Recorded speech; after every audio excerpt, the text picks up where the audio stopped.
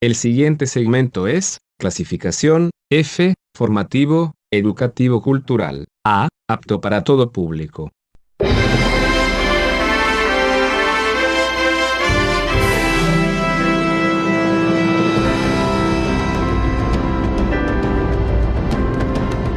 Bienvenidos a Sabiduría para el Corazón. El doctor Stephen Davey, pastor de la Iglesia Colonial y presidente del Seminario Teológico Shepherds, nos invita a conocer más de la Palabra de Dios. Con Biblia en mano, acompáñenos en el estudio de hoy.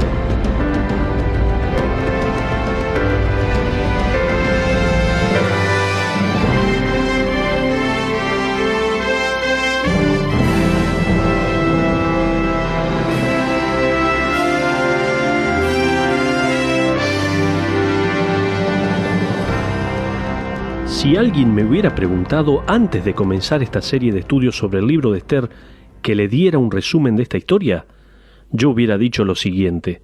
Bueno, el libro de Esther es la historia de una mujer que participó en un concurso de belleza en Persia. Por medio de su belleza, carácter y gracia, ella pudo ganar el corazón del rey. Más adelante, ella se dio cuenta de un plan que destruiría a su pueblo. Con gran valor, ella defendió a su pueblo aunque su vida estuvo en peligro. Ahora, después de varios estudios de este libro, si usted es como yo, tenemos que detenernos y ajustar nuestros pensamientos a Esther. Algunos de sus pensamientos quizás ya han sido devastados. Las percepciones que teníamos de Esther han sido arruinadas después de estudiar detenidamente el texto. Aunque muchas de las cosas que sabemos de Esther son verdad, la providencia de Dios debe ser el énfasis de este libro. Dios es el que gana los méritos y las alabanzas, no Esther. Después de un minucioso estudio de este libro, verdaderamente me sorprendo cuando escucho a pastores y teólogos comparar a Esther con la mujer virtuosa de Proverbios capítulo 31. Lo que hemos aprendido hasta este momento es lo opuesto a la mujer virtuosa. Lo que sí estamos aprendiendo es que Dios se va a mover para salvar a Israel aun cuando Esther no es una mujer virtuosa. Su comportamiento fue inmoral por acostarse con un hombre que no era su esposo. Yo creo que este acto fue una de las maneras para ganar el corazón del rey. De todas formas, Dios va a obrar aun cuando Esther ha sido infiel a las leyes del Antiguo Testamento que le prohibían casarse con un hombre pagano e idólatra. Dios va a usar la infidelidad de Esther para mostrar su fidelidad hacia el pueblo judío. Tengo que confesar, sin embargo, que esto no ha sido un descubrimiento agradable para mí. Me gustaría seguir pensando de Esther como lo hacía anteriormente. Me gustaría tener mi vieja versión de Esther. Tal vez usted se siente de la misma manera. Yo le pregunté a mi esposa si le había gustado el último estudio. Ella me dijo, no me gustó para nada. Sé lo que ella me estaba diciendo.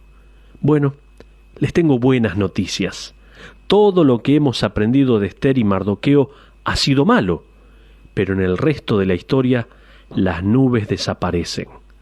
Mardoqueo y Esther nos mostrarán que estaban interesados en su pueblo judío. En tan pocos versículos, que representan varios años de matrimonio de Esther con el rey, descubrimos el gran valor y fidelidad de Mardoqueo, alguien que antes solo mostraba debilidad espiritual. Y también en Esther vemos que ya no es aquella que seguía la corriente del mundo, sino vemos a una mujer dispuesta a dar su vida por su pueblo. Así que estamos listos para la parte buena de la historia. Continuemos entonces nuestra lectura en Esther, capítulo 2, versículos 21 al 23. Por favor, acompáñeme. Dice así la palabra de Dios. En aquellos días, estando Mardoqueo sentado a la puerta del rey, se enojaron Bigtán y Teres, 2 eunucos del rey, de la guardia de la puerta, y procuraban poner mano en el rey Asuero. Cuando Mardoqueo entendió esto, lo denunció a la reina Esther, y Esther lo dijo al rey en nombre de Mardoqueo. Se hizo investigación del asunto y fue hallado cierto, por tanto, los 2 eunucos fueron colgados en una horca, y fue escrito el caso en el libro de las crónicas del rey. Imagínese a Mardoqueo convertido en héroe. Él le salvó la vida al rey. Esther dio la noticia al rey antes que los asesinos pudieran ponerse en acción en todo su plan. ¿Puede usted imaginarse la gratitud del rey? Tal vez le dará a Mardoqueo un anillo de oro, un aumento de su sueldo, o quizás 3 días de vacaciones extras. Pero adivine lo que pasó. El rey no hizo nada. El próximo versículo nos sorprende. Lea el capítulo 3, versículo 1. Después de estas cosas, el rey Asuero engrandeció a Amán, hijo de Amedata, Agageo, y lo honró y puso su silla sobre todos los príncipes que estaban con él. Ahora, si usted ha leído esta historia, sabe que en el capítulo 6, Mardoqueo es recompensado por lo que hizo. Dios planeó la recompensa de Mardoqueo durante todo el tiempo que Amán organizaba su plan para matar a todos los judíos. Pero por ahora, en el capítulo 3, me imagino que Mardoqueo se sintió un poco defraudado. Este es un clásico ejemplo de la otra persona recibiendo la promoción. Uno de mis amigos, Chuck Swindoll, escribió en su libro Mujer de Poder y Dignidad, y decía así: la vida no está solamente llena de dolores, sino de injusticias. Quizás usted está pensando recibir una nueva posición porque ha trabajado arduamente, ha tenido las mejores ideas, ha hecho lo mejor para su jefe, así que es justo que le den la posición que ha estado anhelando. Bueno, prepárese, porque muy probablemente no será así. No estoy tratando de ser negativo, pero sí práctico. Estas cosas pasan. La vida no es justa. ¿Pero por qué? Por causa de la maldad. Por causa de la maldad, la vida no es justa. Cuando la justicia reina, todo estará bien. Pero cuando la maldad está dentro del corazón del hombre, la injusticia no está muy lejos. Y eso fue exactamente lo que pasó con Amán, en vez de Mardoqueo, al ser puesto en autoridad. Ahora mire lo que Mardoqueo tuvo que enfrentar. Lea los versículos 2 al 4 del capítulo 3 de Esther. Y todos los siervos del rey que estaban a la puerta del rey se arrodillaban y se inclinaban ante Amán, porque así lo había mandado el rey. Pero Mardoqueo ni se arrodillaba ni se humillaba. Y los siervos del rey que estaban a la puerta preguntaron a Mardoqueo: ¿por qué traspasas el mandamiento del rey? Aconteció que hablándole cada día de esta manera, y no escuchándolos él, lo denunciaron a Amán para ver si Mardoqueo se mantenía firme en su dicho, porque ya él les había declarado que era judío. Al leer estos versículos, nos damos cuenta de que algo le ha pasado a Mardoqueo. Recuerda, antes él estaba haciendo todo para complacer al rey y ganar su aprecio. Esto es evidente en su consejo a Esther de mantener su nacionalidad en secreto. Pero ahora él le está diciendo a los siervos del rey: yo soy un judío. ¿Qué motivó el cambio? ¿Por qué arriesgaría Mardoqueo su poder y posición cuando en sí tiene lo que necesita? Su hija ya está en el palacio. Él tiene riqueza y poder. ¿Por qué sacrificar todas estas cosas? Puede haber varias razones por las cuales hizo esto. Una de ellas es que él se dio cuenta que todas aquellas cosas verdaderamente no servían para nada. Quizás estaba cansado de servir como juez en medio de gente que tenía un rey arrogante y carnal. Él había estado en la cima de su carrera por un buen tiempo y se dio cuenta que esa posición no pudo satisfacer el deseo que tenía de vivir y actuar como un judío. Él deseaba ser parte de algo más importante que el imperio persa. De igual manera, Esther ha vivido con el rey por un buen tiempo y lo ha visto tomar más mujeres para su harén. Ella ha vivido con él suficiente tiempo para darse cuenta que ella nunca tendrá en Persia lo que ella verdaderamente necesita y desea. Alguien ha dicho que la decepción es la enfermera de la sabiduría. La decepción es la enfermera de la sabiduría. Por primera vez vemos a Mardoqueo actuando con convicción santa. esta es la cosa más sabia que una persona puede hacer. Por primera vez en este libro el secreto sale a la luz. Yo soy un judío. Con esta declaración Mardoqueo reveló quién era su Dios, cuál era su linaje y cuál era su pueblo, y por qué él nunca se postraría delante de otro hombre, aun cuando el rey lo había ordenado. El postrarse quebrantaría la ley del Antiguo Testamento. El judío solo se postra delante de Dios. Por primera vez, Mardoqueo se mantiene firme ante Dios. Cada vez que Amán pasaba por la puerta del palacio, todos se arrodillaban y se humillaban delante de él. Pero Mardoqueo era el único que quedaba en pie. Él nunca se arrodilló ante él. Vamos a leer los versículos 5 y 6. Y vio Amán que Mardoqueo ni se arrodillaba ni se humillaba delante de él, y se llenó de ira. Pero tuvo en poco poner mano en Mardoqueo solamente, pues ya le había declarado cuál era el pueblo de Mardoqueo, y procuró Amán destruir a todos los judíos que había en el reino de Asuero al pueblo de Mardoqueo. Amán no está insatisfecho con Mardoqueo solamente, sino que quiere la destrucción de todos los judíos que vivían dentro del imperio persa, incluyendo a Jerusalén. Veamos cómo fue preparada la pena de muerte. Versículos 7 y 8. En el mes primero, que es el mes de Nisán, en el año 12º del rey Asuero, fue echada Pur, esto es, la suerte, delante de Amán, suerte para cada día y cada mes del año, y salió el mes 12º, que es el mes de Adar. Y dijo Amán al rey Asuero: hay un pueblo esparcido y distribuido entre los pueblos en todas las provincias de tu reino, y sus leyes son diferentes de las de todo pueblo, y no guardan las leyes del rey, y al rey nada le beneficia el dejarlos vivir. ¿Puede observar las acusaciones para justificar la matanza de los judíos? En primer lugar, dice que son extranjeros que se han infiltrado en nuestro pueblo. Segundo, son diferentes a nosotros. Y tercero, no aprecian nuestra forma de ser, nuestras leyes, ni nuestras costumbres. Ahora, note lo que Amán promete hacer para convencer al rey. Mire el versículo 9. Si place al rey, decrete que sean destruidos, y yo pesaré 10.000 talentos de plata a los que manejan la hacienda, para que sean traídos a los tesoros del rey. En otras palabras, él dijo: escucha, rey, yo sé cómo deshacernos de esta gente, que nunca ha sido parte de nuestro reino. Si tú me das luz verde, yo depositaré 10.000 talentos de plata en tu cuenta de ahorro. Yo estoy seguro que la mayoría de esa plata vino de los judíos después de haberlos matado.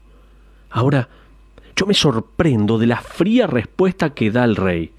Lea los versículos 10 al 13. Entonces el rey quitó el anillo de su mano y lo dio a Amán, hijo de Amedata, agageo, enemigo de los judíos, y le dijo: la plata que ofreces sea para ti y asimismo el pueblo, para que hagas de él lo que bien te pareciere. Entonces fueron llamados los escribanos del rey en el mes primero, el día 13 del mismo, y fue escrito conforme a todo lo que mandó Amán, a los sátrapas del rey, a los capitanes que estaban sobre cada provincia, y a los príncipes de cada pueblo, a cada provincia según su escritura, y a cada pueblo según su lengua. En nombre del rey Asuero fue escrito y sellado con el anillo del rey. Y fueron enviadas cartas por medio de correos a todas las provincias del rey, con la orden de destruir, matar y exterminar a todos los judíos, jóvenes y ancianos, niños y mujeres, en un mismo día, en el día 13 del mes 12º, que es el mes de Adar, y de apoderarse de sus bienes. Note conmigo el enojo y el odio con el cual Amán escribió la pena de muerte. Note los verbos en el versículo 13 una vez más, con la orden de destruir, matar y exterminar a todos los judíos. Ahora, yo creo que en este pasaje hay más de lo que podemos ver con nuestros propios ojos. Esto no es solamente un hombre enojado porque otro no quería arrodillarse delante de él. Esto es más que celos o racismo. Esto se llama antisemitismo. Este es un odio grande hacia el pueblo judío. Esto no comenzó en la Segunda Guerra Mundial con Hitler, ni acabó allí tampoco. ¿Por qué este odio? ¿Por qué el odio de Amán lo llevó a escribir esta pena de muerte tan cruel? ¿Y por qué hasta el día de hoy hay gente que odia al pueblo judío? Déjeme darle algunas razones. Primero, la naturaleza del corazón del hombre. La naturaleza del corazón del hombre es de excluir, no de incluir. La verdad es que sin Cristo Jesús no podemos controlar nuestros corazones. Nuestros corazones están inclinados hacia el racismo. Esto no solo se revela en el antisemitismo, sino también se ve esta exclusión entre blancos y negros e hispanos, y entre chinos y japoneses. Lo que estamos diciendo es, cualquier persona que no es como yo, no me cae bien. Esta es la naturaleza del corazón del ser humano. Segundo, porque la inclinación del hombre es echarle la culpa a otros, en vez de admitir el error.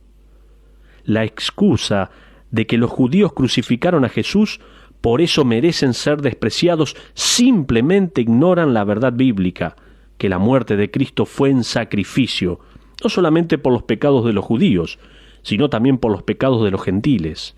Primera Juan 2:2 dice que Cristo murió por los pecados de todo el mundo. Cristo murió para pagar el castigo de mi pecado y de su pecado. Él no fue una víctima en las manos de los judíos. Él fue, como nos dice en el libro de Romanos 5:9, un sacrificio para todos los tiempos, para que por su sangre fuésemos justificados. Cualquier persona que diga que los judíos deben ser odiados porque mataron a Cristo, le están echando la culpa a otros, en vez de reconocer su pecado y la razón por la cual Cristo murió. Tercera razón, por la naturaleza de la mente del hombre. Otra razón por la cual la gente odia a los judíos es porque la mente del hombre ha sido engañada y entenebrecida. Satanás odia a los judíos más que cualquier hombre sobre esta tierra. Su deseo es la exterminación de Israel y del pueblo judío. A través de la historia de la humanidad, Satanás ha tratado de destruir al judío. El lograr esto significaría anular las promesas de Dios. Si Dios no puede guardar y cuidar la nación de Israel, entonces Dios no es Dios. Las páginas de la historia están manchadas con la sangre de los judíos. Han habido muchos Amanes a través de las edades que han sido engañados por el diablo para atacar al pueblo de Dios. La mayoría de las personas tienen algún conocimiento de Adolfo Hitler, el Amán del siglo XX. Pero mucha gente no sabe que Hitler era un ocultista, un adorador de Satanás. Él usó la esvástica, un símbolo hindú que simboliza la creación de una nueva religión y una nueva raza superior, la raza ariana. En el libro escrito por Erwin Lutzer, que habla con respecto al ocultismo en el Holocausto, está la siguiente ilustración que dice así. En la biblioteca Augsburg, en la ciudad de Viena, había una lanza que muchos creen que fue la que se usó para abrir el costado de Cristo. Un día, cuando Hitler tenía 20 años de edad, escuchó decir a uno de los encargados de la librería al mostrar la lanza a unos visitantes: «Esta lanza está llena de misterio. La persona que descubra sus secretos gobernará al mundo». Más adelante, Hitler dijo que esas palabras cambiaron su vida. Hitler estaba convencido que aquella lanza tenía poder para lo bueno o para lo malo. Parado delante de aquella lanza, Hitler hizo un pacto de seguir a Satanás. Hitler miró aquella lanza por muchas horas, mientras invitaba a sus poderes que invadieran su alma. Él creía que aquella arma antigua era un puente entre el mundo material y el mundo espiritual. Walter Stein, quien fue amigo cercano de Hitler, dijo: Hitler se paraba delante de aquella lanza como un hombre en trance. Era un hombre que había caído bajo un poder terrible. Su alrededor se veía blanco como un fantasma. Se había transformado como si un poderoso espíritu habitaba en su alma, creando en él una transformación maligna. Hitler practicaba también yoga, hipnotismo, astrología y otras clases de ocultismo del Este. Podemos ver a este hombre bajo el control de Satanás, lleno del poder del diablo. Yo encuentro interesante que años después, cuando Hitler invadió a Viena, él fue a la biblioteca y tomó la lanza y dijo: «Ahora tengo a todo el mundo en mis manos». Escuche lo siguiente. Muchos años antes de esto, Dietrich Eckart, uno de los 7 fundadores del grupo nazi y un dedicado satanista que practicaba la magia negra, estaba buscando a un estudiante. Él estaba buscando a alguien a quien pudiera introducir a los poderes espirituales y que tomara a Alemania a las alturas de la conquista mundial. En una reunión de servicio satánico, anunció que estaba destinado a preparar al hombre que inspiraría al mundo y que iba a dirigir a Alemania a través de una raza superior. Cuando conoció a Hitler, le dijo: «Aquí está aquel de quien yo soy profeta y el que prepara su camino». ¿Qué más podrá explicar el control de Hitler sobre las masas? ¿A qué más podemos atribuir la ciega lealtad de sus seguidores a su doctrina? José Welber reveló el efecto inóptico de Hitler cuando dijo: «Él es el instrumento creativo de destino y deidad. Al estar a su lado tiemblo. Él es tan profundo y místico como los profetas del pasado. Con tal hombre, uno puede conquistar el mundo. ¡Viva Hitler!». En su libro, Lutzer revela la verdad de que nadie puede vender al diablo sin pagar un precio. Antes de que Hitler se suicidara, uno de sus consejeros, llamado Rausing, describió la siguiente escena. Hitler gritaba por ayuda, como si estuviera controlado por un poder que lo hacía temblar violentamente. Su cama se movía en su recámara, mientras él murmuraba diciendo: «¡Es él! ¡Es él! ¡Él está aquí!». Sus labios se pusieron azules y estaba bañado de sudor. Aquel a quien le había servido ahora buscaba cómo destruirlo. Él ya no era de utilidad alguna para Satanás. Este hombre había cumplido los deseos de Satanás. Su odio a Cristo y a la cruz, representado por la esváltica, que es una cruz con 4 puntas quebradas, ese odio llevó a este hombre a hacer lo que Satanás ha deseado hacer en la tierra, y lo continuará intentando hasta que Cristo lo mande al lago de fuego para siempre. Uno de sus amigos dijo: el odio para él era como el vino. Él estaba borracho por el odio. Quiero que escuchen algunas palabras del ejército de Hitler cuando marchaban. «Afilemos nuestras navajas en las piedras de las calles, enterremos nuestras navajas en la carne y los huesos de los judíos, y dejemos que la sangre corra libremente». Estos hombres estaban envenenados por un odio demoníaco. La Biblia dice de Amán en el versículo 5, que él se llenó de ira. Este es enojo mezclado con odio. Este es el enojo que se necesita para lastimar y estar satisfecho. Enojo que puede llegar a matar. Lea por favor los versículos 14 y 15. La copia del escrito que se dio por mandamiento en cada provincia fue publicada a todos los pueblos, a fin de que estuviesen listos para aquel día. Y salieron los correos prontamente por mandato del rey. El edicto fue dado en Susa, capital del reino, y el rey y Amán se sentaron a beber, pero la ciudad de Susa estaba conmovida. Los judíos estaban en pánico, ya que la fecha de su destrucción ha sido establecida. Y el versículo 15 nos dice que, sin importarles el terror de la vida de los judíos, Amán y el rey se sentaron a beber. No solamente estaban embriagados por el vino, sino también por el odio mutuo a las cosas de Dios. Hay 2 lecciones que podemos aprender de la antigua Persia. De Amán aprendemos que cuando dejamos que el enojo y el orgullo crezcan incontrolablemente, recibiremos alguna clase de autodestrucción. Esto no es solamente verdad en Amán y Hitler, sino también para usted y para mí. Cuando creamos contiendas y alimentamos resentimientos, no sabemos lo que somos capaces de hacer o decir. Usted no tiene que observar por mucho tiempo la vida de una persona con resentimientos para darse cuenta de su poder destructivo. La ira actúa como las rocas en el campo, que no permiten que las flores crezcan. Así también sucede con nosotros cuando no dejamos que el amor, el gozo y la paz florezcan. Segundo, De Mardoqueo aprendemos que cuando las acciones revelan que la prioridad en la vida de un hombre son las cosas de Dios, tendremos alguna clase de sufrimiento. El vivir para Cristo es una invitación al sufrimiento. De hecho, para alcanzar madurez en Cristo, pruebas y los sufrimientos son necesarios. La persona que dice, Señor, hazme como tú, le acaba de hacer una invitación a Dios para permitir sufrimientos en su vida. Quizás usted es el único que está firme como Mardoqueo, y tal vez hay un Amán cerca de usted. Alguien que parece que desea hacerle la vida lo más imposible y miserable. Si usted no recurre al Señor, usted va a caer también en el enojo, y pronto perderá el deseo de sonreír y su vida estará llena de tristeza. Solo Cristo puede perdonar y proveer poder para sanar esas heridas. Cuando usted recurre a Dios, descubrirá que Él es nuestro ejemplo a seguir cuando somos maltratados. Él es nuestro ejemplo a seguir cuando somos malentendidos. Él es nuestro ejemplo para poder controlar el enojo y la ira en nuestras vidas. Cuando nos sentimos solos, Cristo sabe exactamente lo que eso significa, y Él es el único que puede ayudar a seguir adelante. Para terminar, déjenme relatarles una historia del libro La cruz de Hitler por Erwin Lutzer.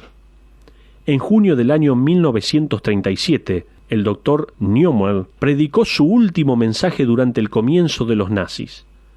Él le dijo a su congregación, nosotros no vamos a usar nuestros poderes para salvar nuestras vidas.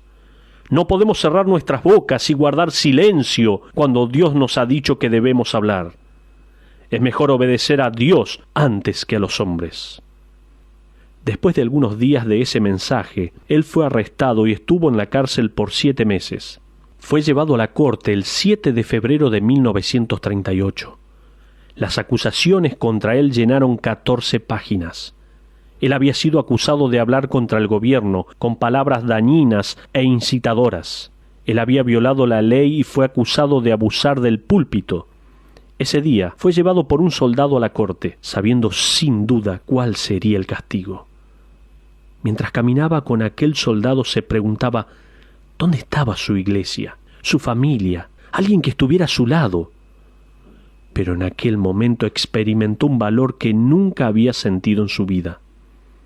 El soldado no había dicho una palabra mientras caminaban por el túnel que lo llevaba a la corte, cuando de repente escuchó que alguien estaba repitiendo una oración. La voz era tan baja que no sabía de dónde venían las palabras. Pero se dio cuenta que el soldado que lo acompañaba era el que hablaba y estaba repitiendo las palabras: Torre fuerte es el nombre de Jehová, a él correrá el justo y será levantado. El pastor siguió adelante, pero su miedo había desaparecido y en su lugar estaba la bendita paz que produce nuestra fe en Dios. ¿Sabe lo que este Dios invisible está haciendo con el pueblo de Israel? Él los está preparando para que se den cuenta que Él es torre de poder. Busque a aquel que es refugio, aquel que conoce sus sentimientos, enfermedades, porque Él también fue probado en todo así como usted y como yo. Hebreos 12:2 nos dice, puesto los ojos en Jesús, el autor y consumador de la fe, el cual por el gozo puesto delante de él, sufrió la cruz. Cuando usted recurre a Dios, podrá mantenerse en pie para su honra y gloria, aun cuando usted sea el único que se mantiene firme. Gracias por su atención. Le espero en un próximo estudio. Muchas gracias por acompañarnos en el estudio de hoy. BBN y el pastor Stephen David lo invitamos a nuestra próxima audición, donde encontraremos más sabiduría para el corazón. Esta fue una producción de BBN.